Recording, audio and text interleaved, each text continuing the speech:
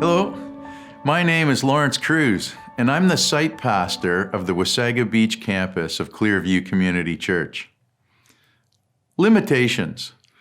After physicist Richard Feynman won a Nobel Prize for his work, he visited his old high school. While he was there, he decided to look up his records, and he was surprised to find that his grades were not as good as he remembered them. Anyone relate?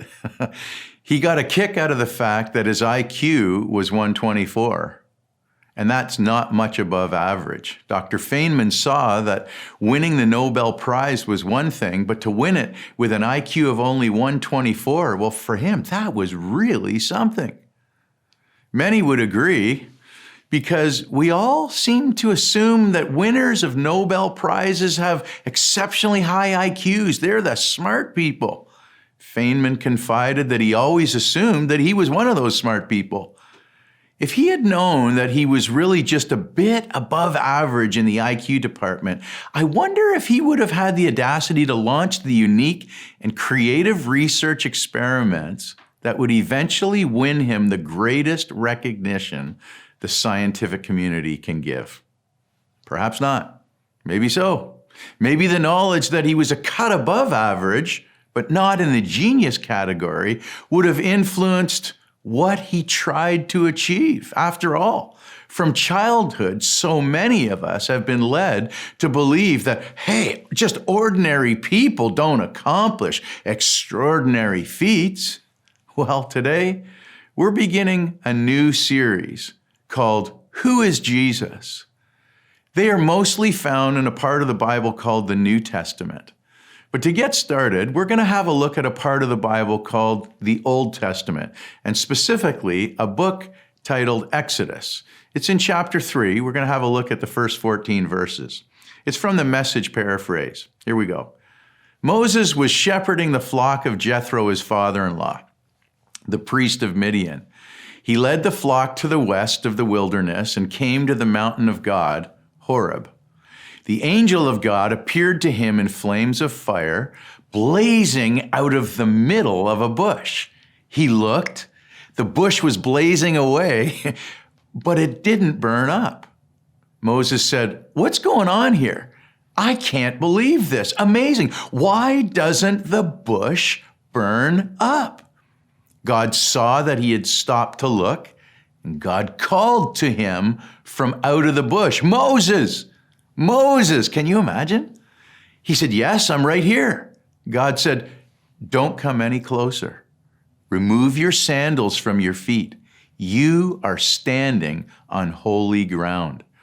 And he said, "I am the God of your father, the God of Abraham, Isaac, and the God of Jacob." Moses hid his face. He was afraid to look at God. And God said, "I've taken a good long look at the affliction of my people in Egypt." Hear God's heart here. "I have heard their cries for deliverance from their slave masters. I know all about their pain. And now I've come down to help them, to pry them loose from the grip of Egypt, get them out of that country and bring them to a good land with wide open spaces, a lush land with milk and honey, the land of the Canaanite, Hittite, Amorite, Perizzite, Hivite, and the Jebusite.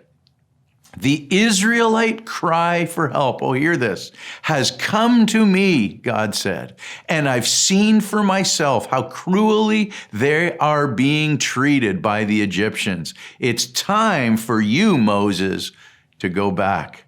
I am sending you to Pharaoh to bring my people, the people of Israel, out of Egypt." Moses answered God, "But why me? What makes you think that I could ever go to Pharaoh and lead the children out of Egypt?" Here it is. Ready for it? "I will be with you," God said. "And this will be the proof that I'm the one who sent you. When you've brought my people out of Egypt, you'll worship God right here at this very mountain." Then Moses said to God, "Suppose I go to the people of Israel and tell them, 'The God of your fathers sent me to you.' And they ask me, 'What is his name?' What do I tell them?" And God said to Moses, I am who I am. Tell the people of Israel, I am sent me to you. And God continued with this to Moses. This is what you are to say to the Israelites. The God of your fathers, the God of Abraham, Isaac, and Jacob sent me to you. This has always been my name, and this is how I will always be known. Oh, what a story. One of the greatest calls ever given to man was given to Moses. God himself called Moses, called him, deliver my people out of slavery into the land promised to them. I want to give a shout out to Warren Wiersbe for the following outline that we'll use today. The deliverer was called. Oh. Moses spent 40 years serving as a shepherd in Midian. Consider with me what Moses saw, heard, and did. What he saw. God can take an insignificant bush, ignite it, and turn it into a miracle. And that's what he wanted to do with Moses. Did you get it? You see, some see in the burning bush a picture of the nation of Israel, God's people. They are God's light in the world, but persecuted and yet not consumed. But the burning bush was also a picture of what God had planned for Moses. What? He was the weak bush, but God was the empowering fire. And with God's help, Moses could accomplish anything. That's what he saw, what Moses heard. God spoke to Moses and assured him that he was the God of his fathers and that he felt the suffering of the Jews in Egypt. I just love this. He was now ready to deliver them out of Egypt and led them into the promised land, and Moses would be his chosen leader. God's statement, look, I will send you. It must have astonished Moses. Why would God choose a failure? Moses, he felt incapable, unqualified. Yeah, so what did he do? What Moses did? Moses should have rejoiced that God was at last answering the prayer, and he should have submitted to God's will, saying, okay, God, here I am. Send me, use me. But instead, he argued with God. And he tried to escape this call to what? Rescue people from slavery. In Egypt, 40 years before, Moses acted like a big shot. He was young, strong, impetuous horse, rushed ahead of God. He got himself into trouble. But now he's acting like the stubborn mule and resisting this same God. Moses felt incapable and unqualified. Who am I? He says. Well, this is an expression of what? Disbelief. Self-distrust is good, but only if it leads us to trusting God. Otherwise, spiritual paralysis, inability, unwillingness to undertake any course of action becomes how we're living. And Moses is a picture of a man who's had a nervous breakdown, so to speak. And now what? He's not willing to work for God at all. So instead of going, he comes up with 5 reasons, excuses why I can't. Number 1, I'm a nobody. What Moses thought of himself or what others thought of Moses, that wasn't really the important thing here. God had spoken. And that was all that Moses should have needed for assurance that he was the right one for the job. Had 40 years of shepherding so extinguished the fire in his soul that he didn't think he could serve the Lord? Why was he looking at himself instead of looking by faith to the Lord? God said, I will be with you. And that's all the assurance that we, God's people, need in order to succeed. Next, what was another excuse? I don't know your name, he said. What Moses asked was, what does your name mean? What kind of a God are you? You see, God explained that the name Jehovah is a dynamic name based on a Hebrew verb, to be or to become. He's the self-existent one, watch this, who always was, is, and always will be. The faithful, dependable God who calls himself I am. Centuries later, Jesus would take the name I am and complete it. He'd say, I am the bread of life. I am the light of the world. I am the door of the sheep. I am the resurrection and the life. I am the good shepherd. I am the way, the truth, and the life. I am the true vine. Oh, even saying it is good for me. In the weeks leading to Easter, we at Clearview Community Church will be looking at these I am statements of Jesus. 3, what excuse? Oh, the elders won't believe me, said Moses. They're not going to believe really means I don't believe. Moses was concerned about his credentials before the Jewish elders, so God gave him 3 signs to convince those elders that God was truly looking after Moses. 4, what else did he say? Well, I'm not a good speaker.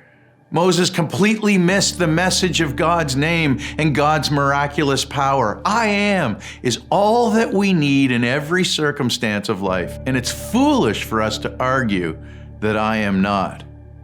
If God can cure leprosy, if he can turn water into blood, then he can enable Moses to speak his word with power. Moses was making a mistake of looking at himself instead of looking to God. The God who made us is able to use the gift and abilities that he's given us to accomplish the task that he assigns.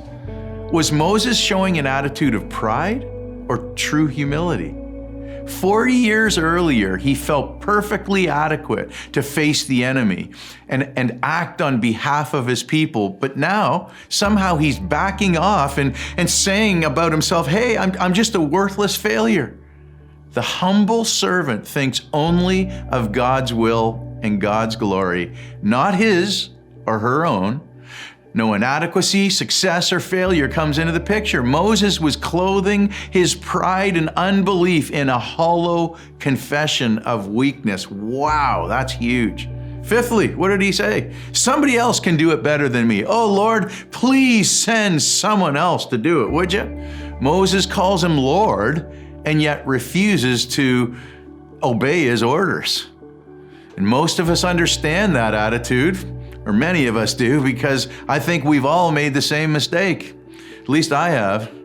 So in his anger, this ticked God off, right? God appointed Aaron to be the spokesperson for Moses, but I got to tell you, that didn't work out well. Aaron wasn't always a help to his brother. It was Aaron. He cooperated with the people in making a golden calf, and instead of worshiping God, they started to worship that. And Aaron and his sister Miriam were critical of Moses and his wife, and then they brought trouble into the whole people of God. Not a good scene. Would you please hear me on this one? One of the most painful judgments God can send us is to let people have their own way. As the history of Israel unfolds, we get to find that Moses delivering some eloquent messages in the power of the Lord are right in front of our face.